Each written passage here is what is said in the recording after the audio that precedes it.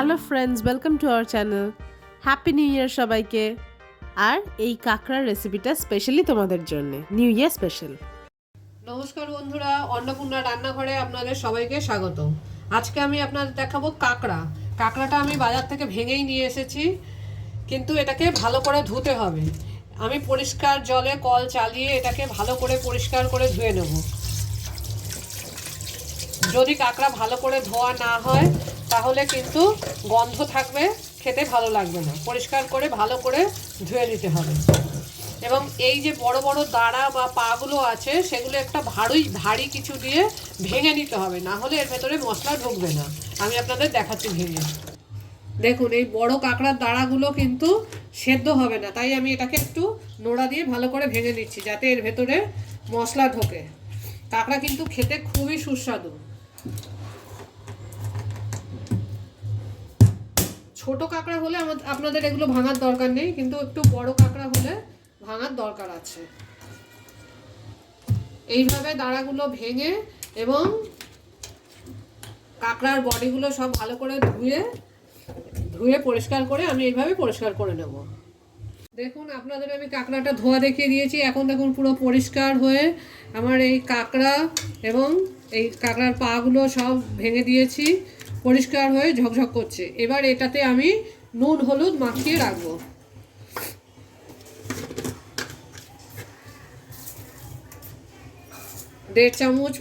দেড় table spoon মতো আমি নুন দিয়ে দিলাম, আর 1 টেবিল স্পুন মতো হলুদ দিয়ে ভালো করে ঢাকিয়ে নেব।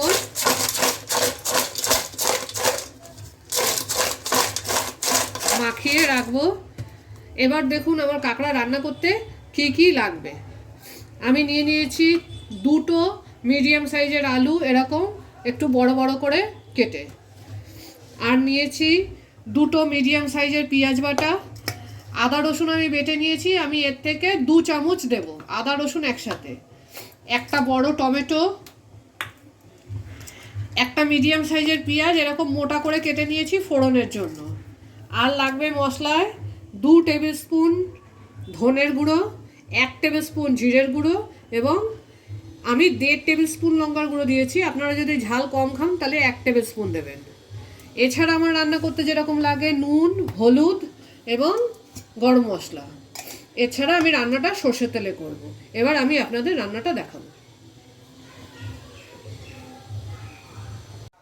দেখুন, সবার আগে আমাকে কাঁকড়াটা ভেজে নিতে হবে। কাঁকড়া ভেজে নেওয়ার জন্য আমি কড়াইতে তেল দিয়ে দিচ্ছি। আমি রান্নাটা সর্ষের তেলে করছি, আপনারা সাদা তেলেও করতে পারেন। কাঁকড়া ভাজার জন্য আমি 4 টেবিল স্পুন মতো সর্ষের তেল দিয়ে দিলাম। দেখুন, তেলটা কিন্তু খুব ভালো করে গরম হয়ে গেছে। আমি বারবারই বলি, মাছ ভাজার জন্য তেল খুব ভালো করে গরম হতে হবে, না হলে কিন্তু মাছ লেগে যাবে কড়াইতে।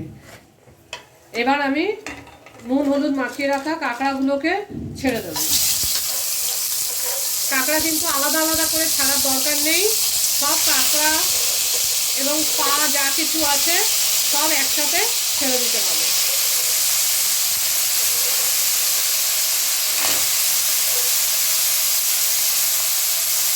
এবার কাঁকড়াটা ভাজা হওয়া পর্যন্ত, মানে বেশ খড়খড়ে হয়ে যাবে এবং লাল হয়ে যাবে, সেইভাবে আমি ভাজবো। ভাজতে অন্তত আমার 7 থেকে 8 মিনিট সময় লাগবে। কাঁকড়াটা ভালো করে কিন্তু নাড়িয়ে নাড়িয়ে চারিদিক দিয়ে ভেজে নিতে হবে। দেখুন, আমার কাঁকড়াটা কিন্তু ভাজা হয়ে গেছে, দেখতেই পাচ্ছেন পুরো শুকিয়ে ভাজা হয়ে গেছে। এগুলো লাল লাল হয়ে পুরো ভাজা হয়ে গেছে। এবার আমি একটা অন্য পাত্রে এটা নামিয়ে নেব।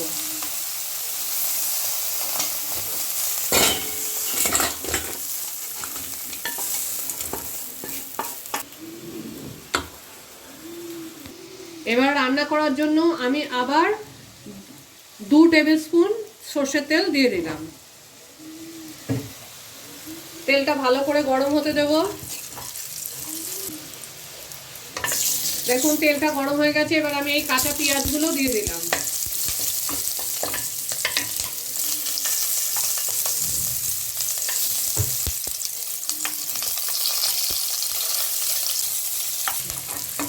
পেঁয়াজটা একটু লালচে হয়ে এসেছে। এবার আমি আমার কেটে রাখা আলুগুলো দিয়ে দিলাম।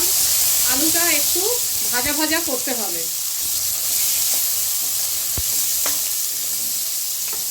দেখুন আলুগুলো পুরোপুরি ভাজা হয়নি, কিন্তু একটু লালচে হয়ে এসেছে। এবার আমি আমার কেটে রাখা একটা টমেটো ছিল সেটা দিয়ে দিচ্ছি। টমেটোটা খুব ভাজার দরকার নেই, একটু নাড়াচাড়া করেই আমি মশলা দিয়ে দেবো। দুটো পেঁয়াজ বাটা ছিল, পেঁয়াজ বাটাটা দিয়ে দিচ্ছি। 2 টেবিল স্পুন আদা রসুন বাটা। এছাড়া আমি রেখেছিলাম 2 টেবিল স্পুন ধনের গুঁড়ো, 1 টেবিল স্পুন জিরের গুঁড়ো এবং 1.5 টেবিল স্পুন লঙ্কার গুঁড়ো, সব দিয়ে দিচ্ছি। যেহেতু মাছটা আমরা নুন দিয়ে ভেজেছি, তাই এতে একটু নুন কম দেব, পরে যদি লাগে নুন দেব। আমি এটায় 1 টিস্পুন নুন দিলাম, 1/2 টেবিল স্পুন হলুদ দিয়ে মশলাটা এবার আমি কষাবো।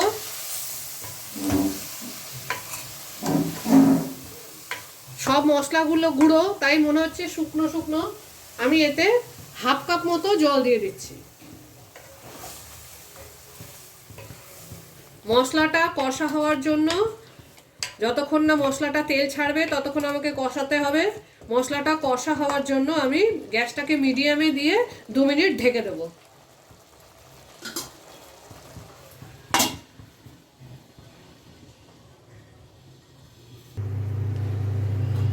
দেখুন মশলাটা কিন্তু আমার এখনো কষিয়ে তেল বেরোয়নি, তাই আমি এটাকে আবার ঢেকে দেবো 2 মিনিটের জন্য। যতক্ষণ না আমার মশলাটা কষিয়ে পুরো তেল বেরোবে ততক্ষণ কিন্তু আমাকে মশলাটা কষাতে হবে, তাতে 5 মিনিট লাগুক বা 7 মিনিট। এবার আমরা মশলাটা দেখে নিই। দেখুন মশলাটা কিন্তু ভাজা ভাজা হয়ে গেছে। এবার আমি আমার সব ভেজে রাখা কাঁকড়াগুলোকে একসাথেই দিয়ে দেব।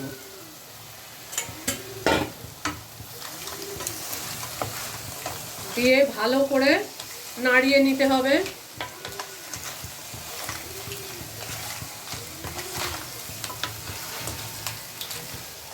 আমি দেখে নেব আমার আলুগুলো সেদ্ধ হয়েছে কিনা। আলু এখনো সেদ্ধ হয়নি, তাই আমি এতে 2 কাপ মতো জল দিয়ে দেব। আলুও সেদ্ধ হয়ে যাবে, আমার মাছগুলো একটু ভাপা সেদ্ধ মতো হয়ে যাবে, নরম হয়ে যাবে। 2 কাপ মতো জল দিয়ে দিলাম। কাঁকড়া বেশি ঝোল হয় না, তাই খুব বেশি জল দেওয়ার দরকার নেই, এটা কষা কষাই হবে। 2 কাপ মতো জল দিয়েও যদি মনে হয় যে সেদ্ধ হয়নি আলুগুলো, তাহলে আপনি আরও 1 কাপ জল দিতে পারেন। আমার যেহেতু একদমই ডোবেনি, আমি আর 1 কাপ জল দিচ্ছি।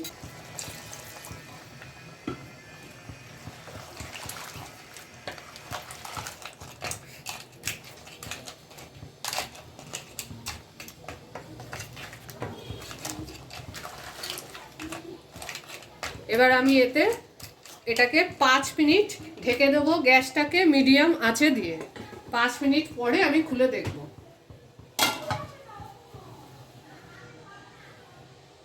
5 মিনিট হয়ে গেছে, দেখুন আমি এটা খুলে দেখছি।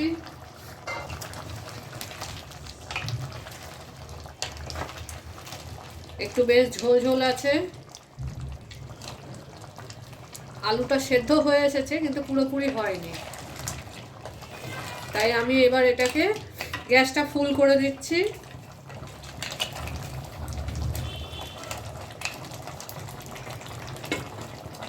আবার 3 মিনিটের জন্য ঢেকে দিচ্ছি।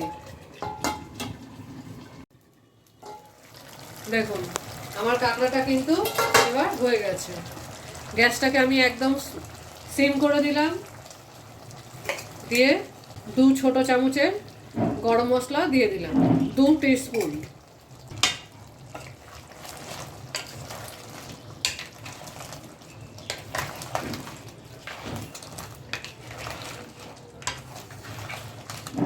দেখুন আমাদের পুরো তেল বেরিয়ে গেছে মশলাটা দিয়ে, কাঁকড়াটাও পুরো মাখা মাখা হয়ে গেছে।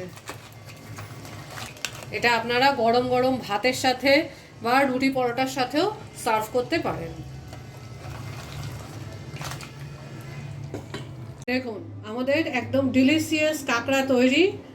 আপনারা খান এবং কমেন্ট করুন।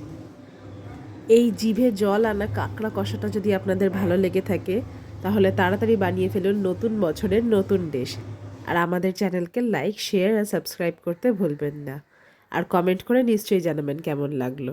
Thank you for watching. আর আপনারা সাবস্ক্রাইব করে বেল আইকনটা প্রেস করবেন যাতে আমাদের সব ভিডিও আপনারা দেখতে পারেন। Happy new year once again.